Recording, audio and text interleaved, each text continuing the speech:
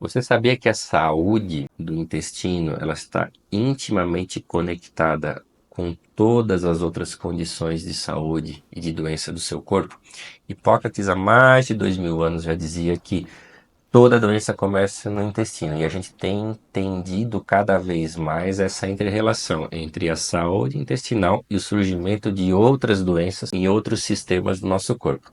Então fica aqui nesse vídeo que eu vou te explicar um pouquinho sobre o que é a disbiose intestinal. A disbiose ela é caracterizada por um desequilíbrio na flora tanto bacteriana quanto fúngica que habita dentro do nosso intestino normalmente. E essa inter-relação ela foi consumada por milhões e milhões de anos na nossa evolução aí ancestral. As bactérias e os fungos, eles têm uma simbiose, um equilíbrio entre eles, a sua população, e o nosso corpo. E eles fazem parte de uma gama de reações químicas que podem nos beneficiar.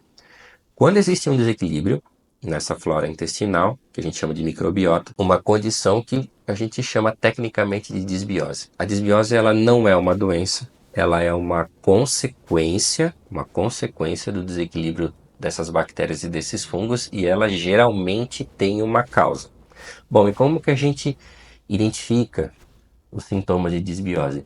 São sintomas muito comuns mesmo, que estão relacionados a empachamento, estufamento da barriga, sensação de gases, distensão, arrotos que não param, alterações do ritmo intestinal, como por exemplo, constipação, intestino preso, o cocô um pouco mais endurecido, dificuldade de evacuar, diarreia, como fezes explosivas, fezes líquidas, fezes despedaçadas ou alteração do ritmo intestinal entre constipado e diarreico. Hora normal, hora constipado, hora diarreico. A gente sabe que tem muita relação do desequilíbrio da flora intestinal com outras doenças intestinais especificamente, que a gente chama de síndrome do intestino irritável, doenças inflamatórias como retocolite e doença de Crohn, colites inespecíficas e a saúde intestinal, ela está também intimamente relacionada com condições autoimunes, como por exemplo, lúpus eritematoso sistêmico, artrite reumatoide, psoríase, problemas da tireoide, como tireoidite de Hashimoto, problemas na pele, como dermatites atópicas, dermatites seborreicas, e condições inclusive respiratórias, como asma, bronquites e rinites.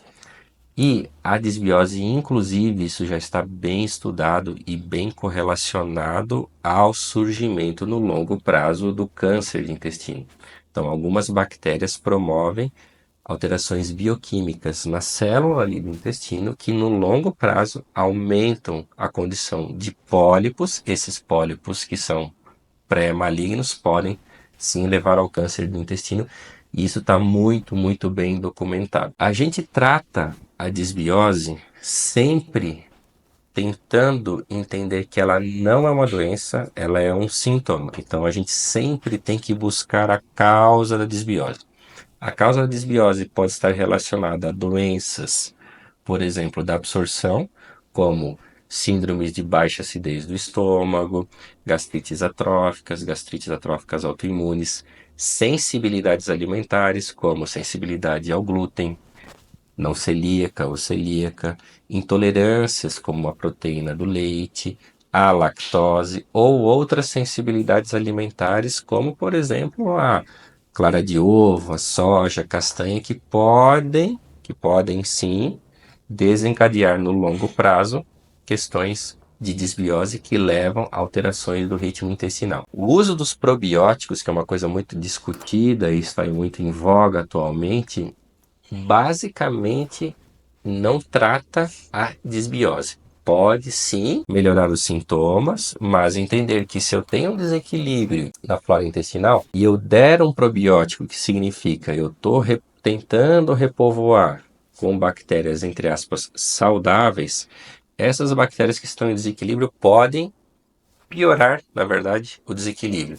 Isso pode inclusive piorar os sintomas. Então, o uso indiscriminado de probióticos não é uma boa alternativa no tratamento, vamos dizer assim, da desbiose. Eles podem sim ser usados em condições pontuais e principalmente quando a gente identifica a desbiose, faz uma investigação da causa, identifica quais bactérias estão desequilibradas ali com exames da microbiota intestinal e num segundo para um terceiro momento a gente usa uma estratégia específica, com probióticos específicos guiado por exame de microbioma para o tratamento daquele paciente em questão, da flora intestinal específica daquele paciente em questão. Então, muito cuidado com o uso de probióticos industrializados que são padronizados. Se você está enfrentando problemas intestinais frequentes, sintomas de empachamento, estufamento, gases, alterações do ritmo intestinal,